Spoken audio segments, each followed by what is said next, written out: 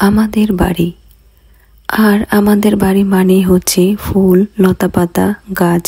আর এগুলো নিয়েই আমাদের অনেক বেশি ভালো লাগা আর ভালোবাসা। আমরা বাসা বলতেই বুঝি বাসায় অনেক রকম ফুল থাকবে।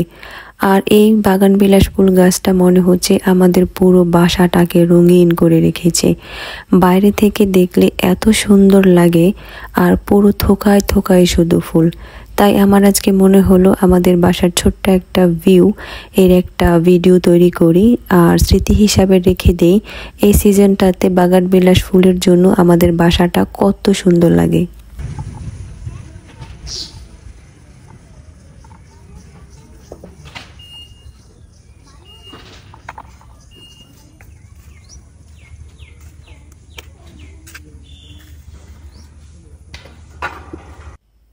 পর্তুলাকা বা টাইম ফুল গরমের খুবই একটা জনপ্রিয় ফুল।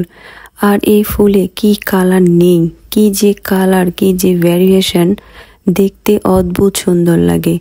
আর এই ফুলের কালার এত মিষ্টি, গোলাপি, সাদা, হলুদ, অরেঞ্জ, এমন কোনো কালার বাকি নেই যে এই ফুলে নেই। আর এই গরমের ফুলটা মেনটেন করাও খুব ইজি। ডাল ভেঙে বসিয়ে দিলেই এই গাছ অল্পতেই বড় হতে থাকে, আর খুব কম সময়ের মধ্যে এই রকম গাছ ভর্তি শুধু ফুল হতেই থাকে।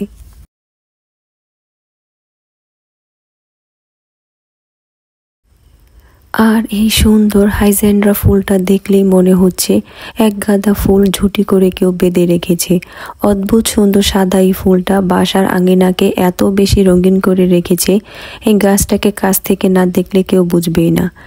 আর এই লাল ফুলের গাছটা, আমি আসলে এই গাছের নামটা জানি না। নার্সারি থেকে গাছটা আমি কালেক্ট করেছিলাম। গাছের ফুলটা আমার কাছে বেশ আনকমন লাগে, আমার এই ফুলের নামটা জানা নেই।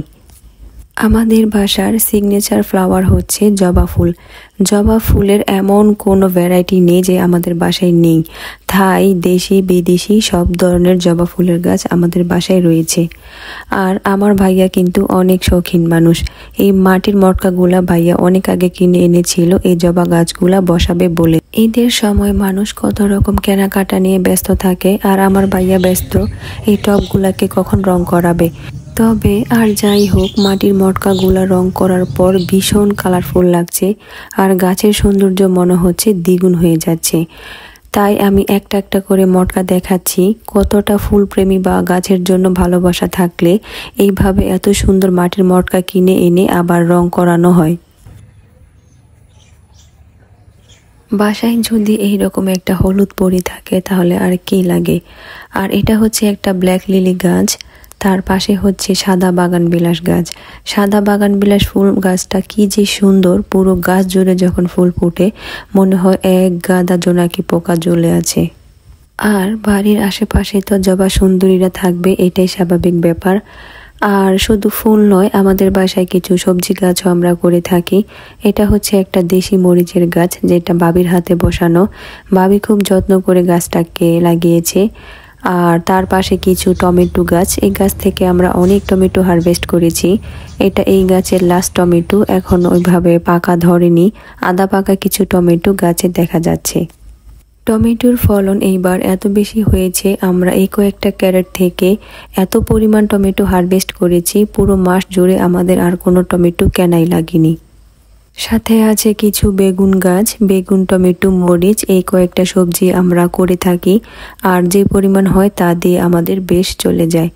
আর এটা একটা দেশি নয়নতারার ভ্যারাইটি, যেটা আমার অনেক বেশি পছন্দ। বাসার আনাচে কানাচে এরকম কয়েকটা গাছ থাকবেই। আর এভাবেই হচ্ছে আমাদের ছোট্ট বাসাটা ফুলে ফুলে ভরা।